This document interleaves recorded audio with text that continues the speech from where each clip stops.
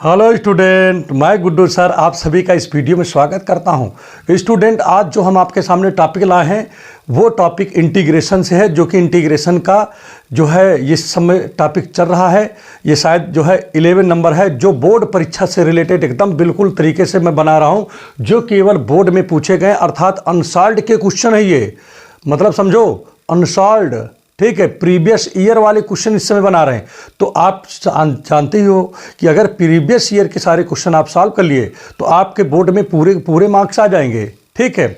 और सबसे ज़्यादा अगर आप सीबीएसई बोर्ड के स्टूडेंट हैं तो 35 में 35 आपको मिल जाएगा, और अगर यूपी बोर्ड के स्टूडेंट हैं तो आपको 44 में 44 मार्क्स मिल जाएंगे अगर आप जो है पूरा कैलकुलस तैयार कर लिए तो इसलिए इसको बहुत अच्छे से पढ़ो और इसमें बिल्कुल भी लापरवाही मत कीजिए, ठीक है।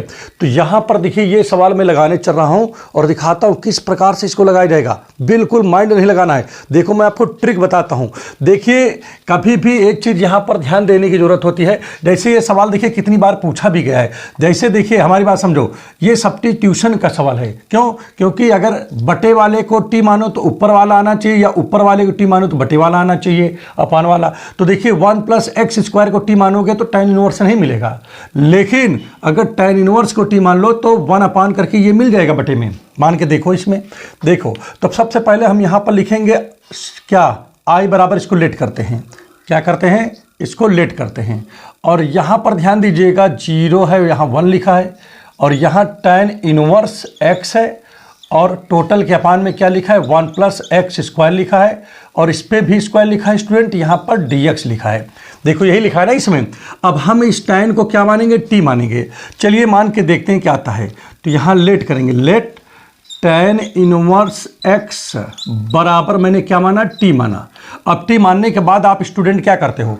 इसका डिफरेंशिएशन करते हो। प्रत्येक सवाल में इंटीग्रेशन के जहाँ पर हम x बराबर कुछ मानते हैं 99% में उसका हम क्या करते हैं? उसका जो है डिफरेंशिएशन ही करते हैं वहाँ पर। तो वही यहाँ पर हमको करना है इसमें। तो यहाँ पर लिखेंगे डिफरेंशिएट, ठीक है, डिफरेंशिएट विद रिस्पेक्ट टू, कुछ लोग कहते हैं सर टी करें कि एक्स करें। अरे भाई तुम्हारा सवाल जो है किस में है बताओ? एक्स के फॉर्म में है तो एक्स लिखना पड़ेगा ना यहाँ पर। तो जो यहाँ फॉर्म दिया हो dx दिया है तो आप एक्स के फॉर्म में करिए। अगर यहाँ टी दिया होता तो टी के करते, यहाँ पी दिया होता तो पी के रिस्पेक्ट में आप डिफरेंशिएशन करते। समझ में आ गया कि नहीं आ गया? अब चलिए, डिफरेंशिएशन का मतलब है कि सब इसके सामने क्या लगा दोगे? d/dx लगा दोगे। और बेटा यहाँ पर देखिए टी के सामने भी आप क्या लगाओगे? d/dx लगा दोगे, टी के सामने भी, ठीक है। देखो दोनों जगह आपने लगा दिया। अब tan इनवर्स x यहाँ पर है, ठीक है। तो इसकी जगह पे देखिए हम लोग क्या करेंगे?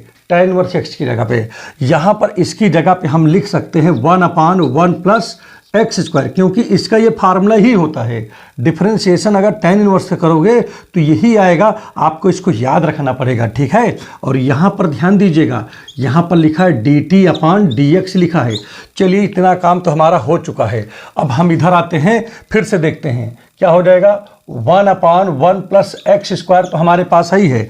इस dx को चाहो बेटा इधर लेके चले आओ, तो इधर जब लाओगे तो डिवाइड में था तो इधर आ गया इनटू में, इधर केवल आपका dt बच गया। अब चलो इसमें उठा करके ये वैल्यू रख देते हैं। लेकिन रखने के पहले जब आप कभी लिमिट वाले क्वेश्चन में अगर आप t मानते हो और t मानने के बाद डिफरेंशिएशन भी उसका कर देते हो तो वहाँ पर एक काम आपको और भी करना पड़ेगा। उस काम को आप समझो, क्या काम है वो? लिमिट चेंज करना पड़ता है। तो यहाँ पर आपको लिमिट भी चेंज करना पड़ेगा। तो यहाँ लिखोगे फॉर लिमिट, फॉर लिमिट, क्या लिखोगे भाई? For limit. अब लिमिट में क्या सिस्टम है भाई? यहाँ पर ध्यान देने की जरूरत है। क्या सिस्टम है? लिखोगे व्हेन, व्हेन माने जब होता है, ठीक है। जब लिमिट की x की वैल्यू क्या थी? 0। अब आप कहोगे x क्यों माना भाई? क्योंकि ये x के फॉर्म में है, इसीलिए x बराबर ही मानना पड़ेगा। क्योंकि यहाँ देखिए पूरा ये हमारा फंक्शन x के फॉर्म में, भाई हमारा फंक्शन अगर x के फॉर्म में है इसलिए जो है हमको इसको डिफरेंशिएट भी x के रिस्पेक्ट में करना पड़ता है। हमारा फंक्शन x के फॉर्म में है इसीलिए हमको x बराबर इसको लिखना भी पड़ता है। अब यहाँ पर समझो ये लोअर लिमिट है, ये अपर लिमिट है, ठीक है। तो पहले देखिए व्हेन x बराबर 0 लोअर लिमिट, तब ये x की वैल्यू कहाँ रखेंगे? जो हम माने होते हैं। तो यहाँ लिखेंगे देन, क्या लिखेंगे? देन, देन टी बराबर जो tan इनवर्स है इसमें x की जगह इस वैल्यू को रख देते हैं। तो इस प्रकार से जो tan, देखिए tan इनवर्स 0 का मान जो होता है बेटा वो 0 ही हो जाता है। ठीक है, अब आगे यहाँ पर समझते हैं क्या होगा। व्हेन लिखेंगे, क्या लिखेंगे, व्हेन। अब क्या लिखेंगे, अपर लिमिट रखेंगे, x बराबर 1 लिख दिया। देन अब हम लोग क्या करेंगे, t बराबर कहाँ रखेंगे, इसमें x की जगह रखेंगे क्योंकि यही तो माने हो। तो यहाँ पर क्या किया है, tan इनवर्स 1 है, तो tan इनवर्स 1 किसकी वैल्यू है, 45 की, माने π/4 की वैल्यू है। तो देखिए हमने यहाँ पर वैल्यू निकाल लिया है। अब स्टूडेंट इसके बाद क्या करेंगे, अब जा करके वैल्यू रखेंगे। इतना काम करने के बाद में कुछ लोग इतना कर लेते हैं, इसको नहीं करते हैं। इसको नहीं करते हो तो फिर आपका जो है आंसर गलत हो जाएगा। नहीं तो अगर आप इतना जैसे कर लेते हो, ठीक है, ये नहीं करते हो तो आपको क्या करना पड़ेगा, आपको जो है इंटीग्रेशन कर लेना पड़ेगा। उसके बाद में फिर से आपको x की वैल्यू रखना पड़ेगा, तब जाकर लिमिट रखना पड़ेगा, और जो कि बहुत लंबा प्रोसेस हो जाएगा। तो ये प्रोसेस ही आपके लिए ज़्यादा अच्छा है, इस प्रोसेस से ही आप लगाइए। तो यहाँ पर ध्यान दीजिएगा, यहाँ पर क्या लिखा है, लोअर लिमिट कितना आ गया, 0 आ गया, और अपर लिमिट आपका π/4 आ गया।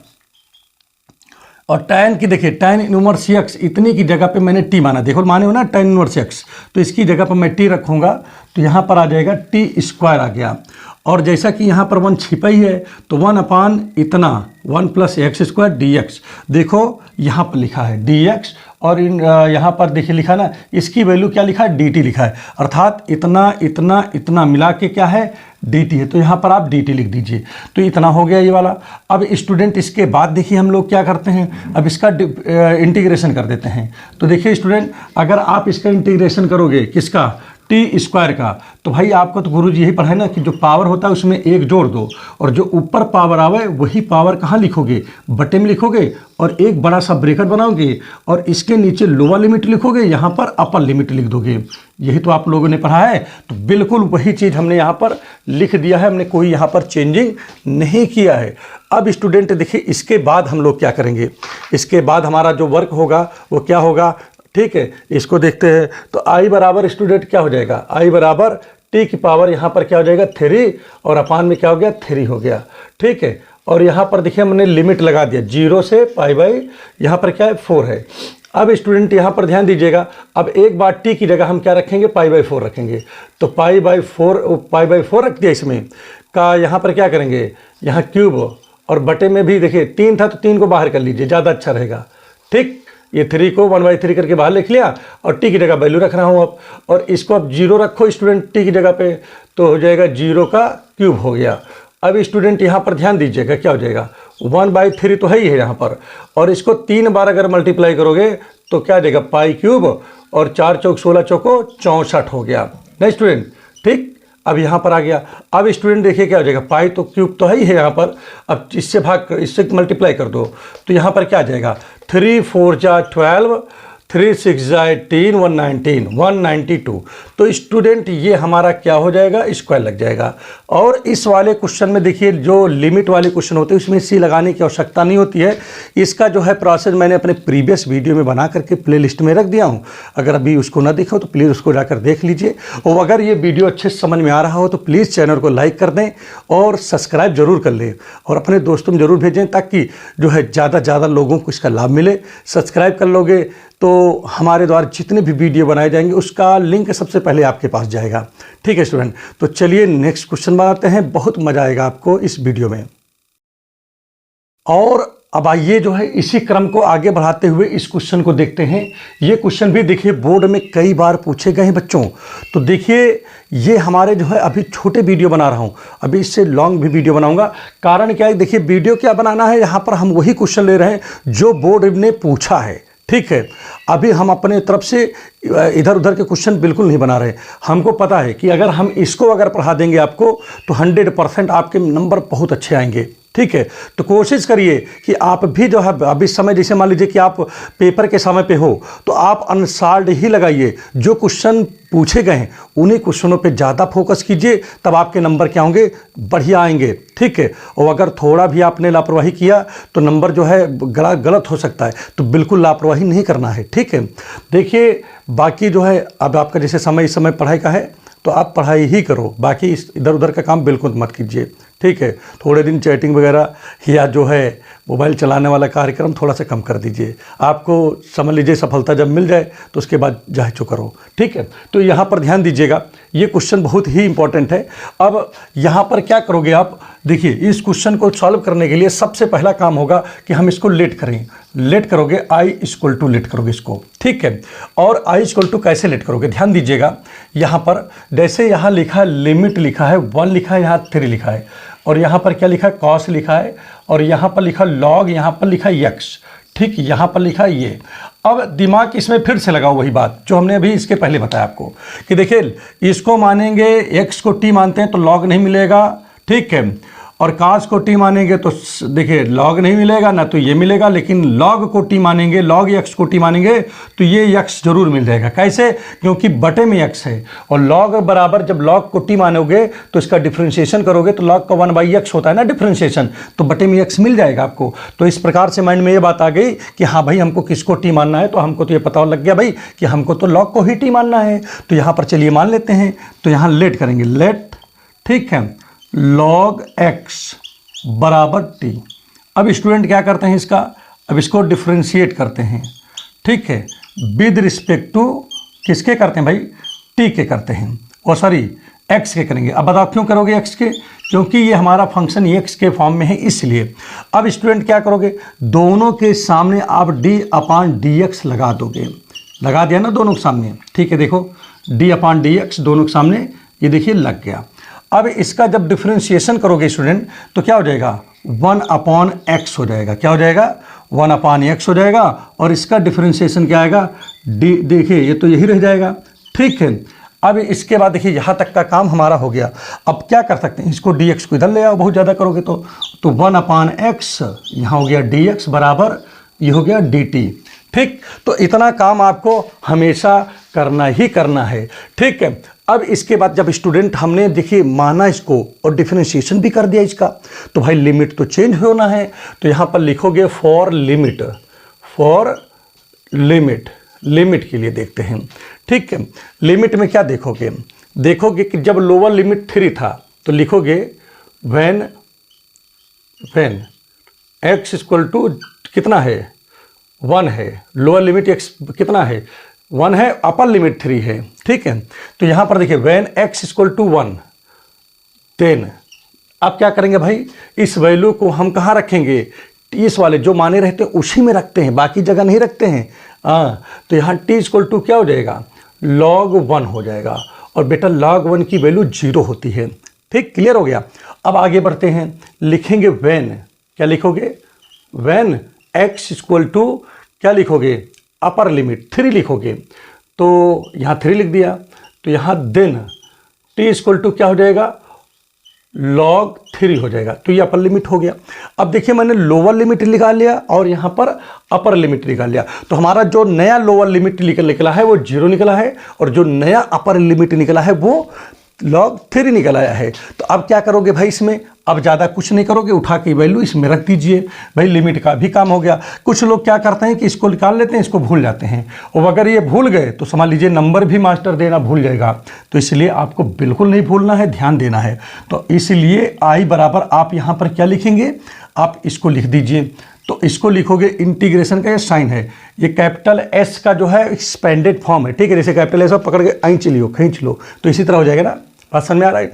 तो वही का वो है, ठीक है, एक्सपेंडेड फॉर्म है ये, ठीक। कोई पूछ ले कहाँ से आया तो बता सको।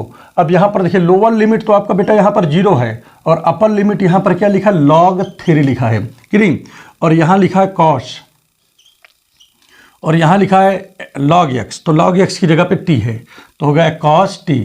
और बाकी देखिए यहाँ पर तो 1 छिपा है ना ये बच्चा, तो 1/x dx, तो ये देखिए यहाँ पर लिखा है 1/x dx, इसकी जगह पे dt लिखा है, तो भाई यहाँ पर हमने क्या लिख दिया dt लिख दिया।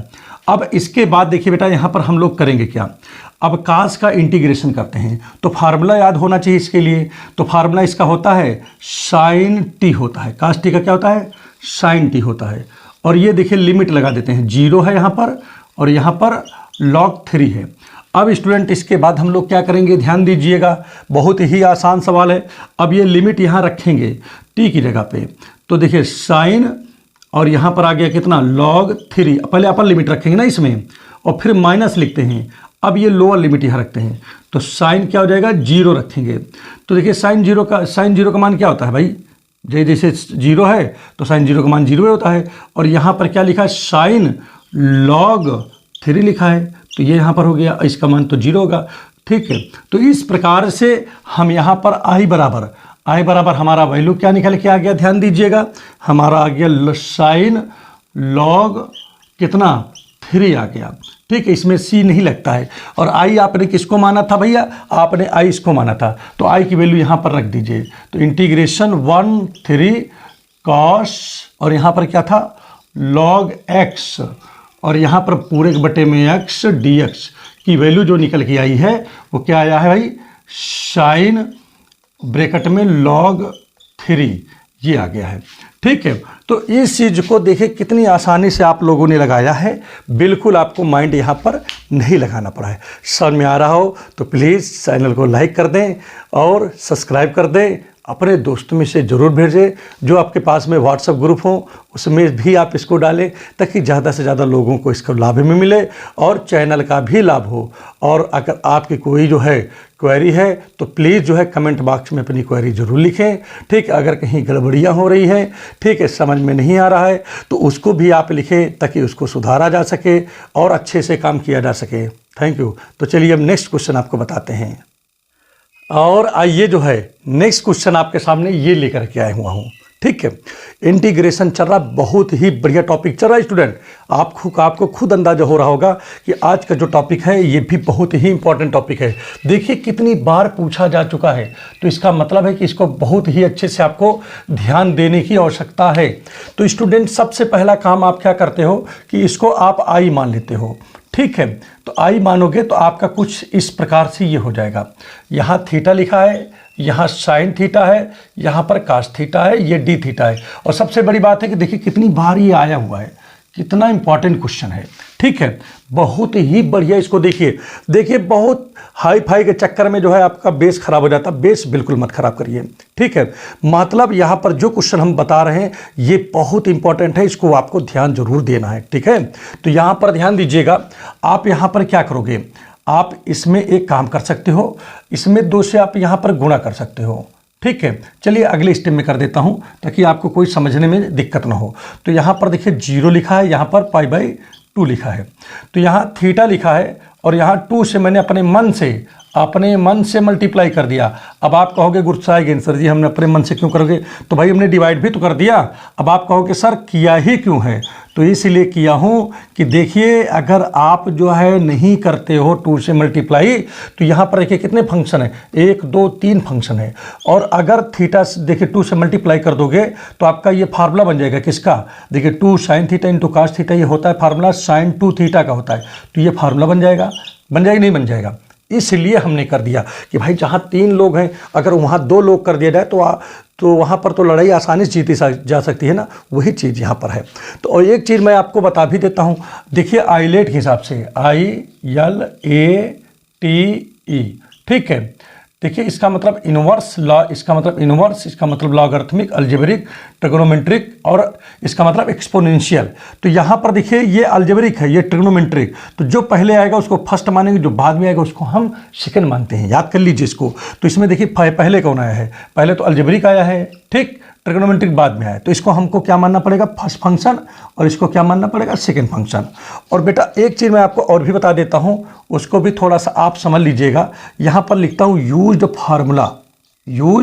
फार्मूला, मतलब जो फार्मूला हम यहाँ पर यूज करने वाले। अगर कहीं लिखा हो I बराबर इंटीग्रेशन ऑफ, ठीक है, first function into second function कहीं लिखा हो dx, तो आपको पहले लिखना चाहिए first function integration of second function, और यहाँ पर ध्यान दीजिएगा, और यहाँ जो लिमिट उमिट हो उसको लिख दीजिए, ए बी है मान लीजिए, यहाँ भी ए बी है तो यहाँ भी लिख दीजिए, और dx माइनस, फिर यहाँ पर देखिए लिमिट अपना हो तो लिमिट लिख दीजिए, ठीक है, और यहाँ फर्स्ट फंक्शन का डिफरेंशिएशन कर दीजिए, ठीक है, और सेकेंड फंक्शन का इंटीग्रेशन कर दीजिए, ठीक। यहाँ लिमिट की आवश्यकता नहीं होती, बहुत लोग लिखे रहते हैं, हमको नहीं लगता कि फर्जी चीज़ है, वो लिखने की कोई आवश्यकता नहीं। यहाँ पर dx, और ये बंद हो जाएगा, यहाँ पर भी dx हो जाएगा। अब आप समझिएगा, अब मान लीजिए यहाँ पर लिमिट लगा दिए तो जो वैल्यू आई उस पर फिर सीधा लिमिट रखो, कि नहीं? कई बुकों में गड़बड़ छपा हुआ है। जैसे यहाँ लिमिट लिखा हुआ है तो जब इसका डिफरेंशिएशन इंटीग्रेशन कर दो तो सीधा लिमिट रखो ना, फिर आगे फिर क्यों उसका वो करते हो? ठीक है, इसलिए कह रहा हूँ कि यहाँ नहीं होना चाहिए। ठीक, तो इस चीज़ का विशेष रूप से आपको ध्यान भी देना है। ठीक है, तो अब यहाँ पर देखिए मैंने ये आपको एक जो है फार्मूला लिख दिया है। अब इस फार्मूले पे चलिए हम वैल्यू को रखते हैं और देखते हैं कि वैल्यू क्या आती है। तो यहाँ पर ध्यान दीजिएगा, देखिए आई के नीचे तो आई हमारा हाई है, ठीक है, और देखिए यहाँ पर हमारे में देखिए यहाँ 1/2 लिखा है तो हमने लिख दिया 1/2। लोअर लिमिट हमारा 0 है, अपर लिमिट हमारा 1π/2 है। ठीक, आगे देखिए यहाँ पर फर्स्ट फंक्शन हमारा 0 है और सेकेंड फंक्शन हमारा क्या है, हाँ ये लिखा है साइन, क्या लिखा है, ये थीटा के फॉर्म में है ना, तो हमने थीटा का अपना लिख दिया है। जैसे यहाँ एक्स के फॉर्म में था तो थीटा है, आप चाहो तो यहाँ एक्स लिख दो, कोई दिक्कत थोड़ी ना है भाई, एक्स के फॉर्म में हो जाएगा आपका फॉर्म। ठीक है, वो थीटा के फॉर्म में हो जाएगा, उसमें क्या है, क्लियर हो गया नहीं हो गया?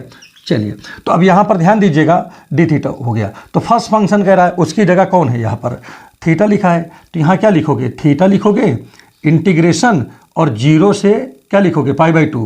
तो इधर थोड़ा सा जगह हमको नहीं लगता है कि बहुत अच्छा है, लेकिन लिख देता हूँ, क्या करना है, बहुत वो भी नहीं है। तो यहाँ पर देखिए 1/2 पहले, तो पहले 1/2 लिख लो ताकि कहीं से कोई गड़बड़ी ना होने पाए। ठीक है, तो यहाँ देखिए फर्स्ट फंक्शन लिखा है, तो फर्स्ट फंक्शन में कौन है बताइए, ये है। ठीक है, फर्स्ट फंक्शन में आपका कौन सा है, देखिए थीटा है, तो आप थीटा लिख दीजिए। इंटीग्रेशन है, इंटीग्रेशन में लिमिट लिखा है 0 से π/2, ठीक, लिख दिया। फिर उसके बाद क्या लिखा है, sin 2 theta, second function sin 2 theta लिख दिया। फिर आगे डी थीटा है, ठीक, देखो लिखा है नहीं। फिर इसके बाद क्या लिखा है, माइनस, फिर लिमिट लिखा है, लिमिट लिखा, लिमिट पे जो है क्या लिखा है, 0 से π/2 लिखा है, लिख दिया गया। फिर उसके बाद देखिए क्या लिखा है, अंदर लिखा है फर्स्ट फंक्शन, फर्स्ट फंक्शन कौन है, थीटा है, लेकिन इसका क्या करना है, डिफरेंशिएशन करना है, तो डिफरेंशिएशन लिखिए, यहाँ भी थीटा बना लीजिए।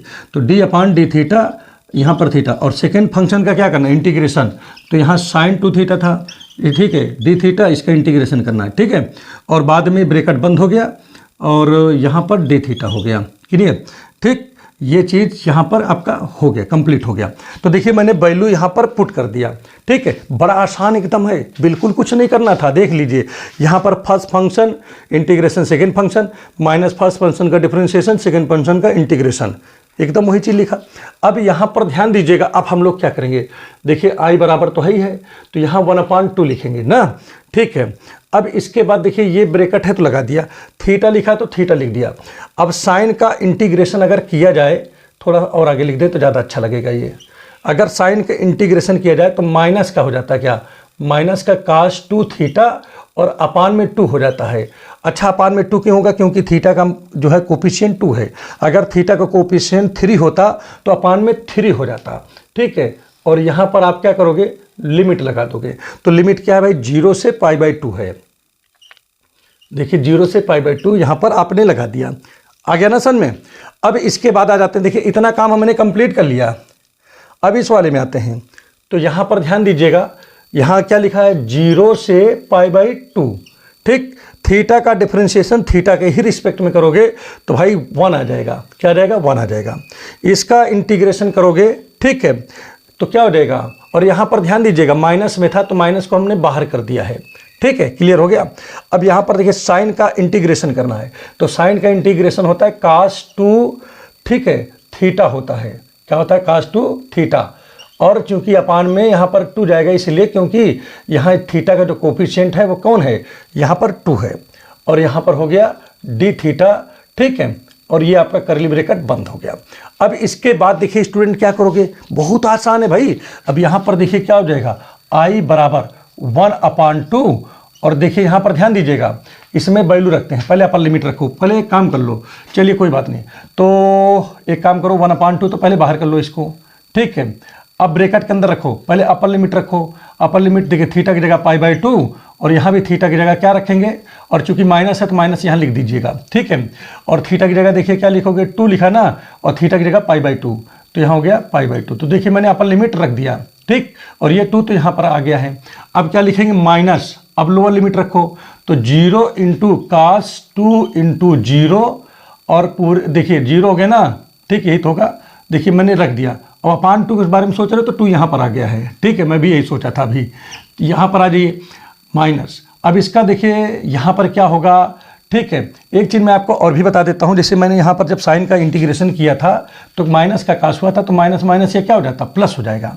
ठीक है, अब समझ में आ गया नहीं आ गया, प्लस हो गया ना ये, तो यहाँ पर हम लिखेंगे, इसी के आगे जगह नहीं ना इसमें, तो यहाँ लिख देता हूँ, प्लस लिख देता हूँ। अब काश का जब करोगे, जब काश का करोगे, काश 2 थीटा का जब करोगे, और ये 1/2 को तो बाहर कर लो, सबसे अच्छा तरीका यही है। ठीक है, जब इसका करोगे तो क्या हो जाएगा, देखिए ध्यान दीजिएगा, काश 2 थीटा का होगा साइन 2 थीटा। ठीक है, और अपान में फिर से 2 चला जाएगा, क्यों, क्योंकि यहाँ थीटा की कोफिशिएंट 2 है, इसीलिए चला गया। बात समझ में आ गई नहीं आ गया, चलिए ठीक है। और यहाँ पर आप क्या करेंगे, हम यहाँ पर लिमिट लगा देंगे, अपर लोअर लिमिट यहाँ पर 0 है, अपर लिमिट π/2 है कि नहीं। चलिए कोई बात नहीं है, तो देखिए इंटीग्रेशन हो चुका है, बस केवल इसका सेटलमेंट अच्छे से करना है बस अकेले इसको। तो देखिए आई बराबर आपका क्या हो जाएगा, आई बराबर 1/2 तो बाहर है ही है। ठीक है, अब यहाँ पर देखिए क्या हो जाएगा, माइनस का 1/2 है यहाँ पर, और ठीक है, और इस ब्रैकेट को तोड़ देता हूँ तो 2 2 जा कितना हो जाएगा, 4 हो जाएगा, तो हो जाएगा ये आपका π/4। और यहाँ पर देखिए इससे ये कैंसिल हो जाएगा, तो काश केवल पाई बचेगा, ये तो 0 हो जाएगा, 0 से मल्टीप्लाई कर दोगे इसमें। तो अब आगे देखिए इसमें क्या बचता है, ये 2 को पहले बाहर कर लो, तो 1/, कितना हो जाएगा, 4 हो जाएगा। अब ये वैल्यू इसमें रखो। ठीक है, या ना समझ में आए तो इसे एक बार और लिख लो, ज़्यादा सही है। मान लीजिए आप भूल जाओ तो एक बार और कर लो, क्या दिक्कत है, कोई समस्या थोड़ी है भाई, सोल्यूशन आपके हाथ में है, आप इस तरह भी कर सकते हो कि नहीं। 1/2 तो यहाँ लिखा हुआ है। अब यहाँ पर देखिए 180 का 0 का मान कितना होता है, का 0 का मान 1 होता है, तो 180 का मान -1 हो जाएगा। तो यहाँ पर देखिए π/4 आपका तो है ये हो गया -1 हो गया। ठीक है, ध्यान दीजिएगा, काश 0 का, देखिए काश 0 का मान 0, और वही 0 180 पे जाता है तो -1 हो जाएगा। ठीक, तो याद कर लीजिए, काश पाई की वैल्यू -1 होती है। ठीक है, 1/, यहाँ पर 4 लिखा है। अब ये पहले अपर लिमिट रखो इसमें, तो अपर लिमिट जब इसमें रखेंगे हम तो क्या हो जाएगा, ध्यान दीजिएगा, sin 2 और थीटा की जगह है π/2। ठीक, और माइनस फिर क्या लिखोगे इसमें, ध्यान दीजिएगा, ध्यान दीजिए, फिर आप लोअर लिमिट रखोगे तो यहाँ लिखोगे sin 2 × 0। ठीक, देखो आपने कर दिया, इतना बहुत आसान है भाई, इसमें कुछ किया ही नहीं मैंने। अब इससे 2 से 2 कैंसिल हो जाएगा, तो यहाँ पाई बच जाएगा। तो इसको तोड़ते हैं पहले, देखिए ये आपका हो जाएगा कितना, 1/2 तो बाहर है ही है। ठीक है, और अंदर कितना हो गया, ये π/4 हो गया कि नहीं, और प्लस 1/4। अब देखिए ये कट जाएगा तो साइन पाई आ जाएगा, और साइन पाई का मतलब साइन 180, साइन 0 का मान 0 होता है तो 180 पे भी 0 हो जाएगा। ठीक है, और साइन 0 का मान 0, भाई 2 से जब 0 मल्टीप्लाई करोगे तब भी साइन 0 हो जाएगा, फिर साइन 0 का मान 0, मतलब ये दोनों 0 हो गए। तो यहाँ पर क्या आ जाएगा, ये 0 - 0। ठीक है, और इस हिसाब से ये भैया आपका होगा क्या, आई बराबर आपका हो जाएगा, अब ये 1/2 तो है ही है, ये सब आपका 0 हो गया, केवल इसमें क्या बचा, यही π/4 बचा कि नहीं। और जब इसका मल्टीप्लाई कर देंगे अंदर ले जाके तो π/4 2 जा कितना हो जाएगा, 8 हो जाएगा। तो इस हिसाब से जो आपका आंसर आएगा यहाँ पर वो क्या आ जाएगा, π/8 हो जाएगा, और यही आपका आंसर हो जाएगा। ठीक है, तो उम्मीद कर रहा हूँ कि ये बातें आपके बहुत अच्छे समझ में आई होंगी। इसमें तो बिल्कुल आपको माइंड ही हमने नहीं लगाने दिया। अगर समझ में आ रहा है तो प्लीज़ चैनल को लाइक कर दें, सब्सक्राइब कर दें, और बेल आइकन की बटन को अवश्य दबाएं। Thank you. अब आपसे नए वीडियो में आपसे मुलाकात करेंगे। ठीक है, और कोई आपकी क्वेरी हो, आपको कोई सवाल पूछना हो तो आप कमेंट बॉक्स में ज़रूर उसको पूछ लीजिएगा। ठीक है, और कोई किसी प्रकार का अगर मान लीजिए तेज़ पढ़ा रहे हैं या बहुत धीम पढ़ा रहे हैं तब भी आप ज़रूर उसको बताइए। Thank you.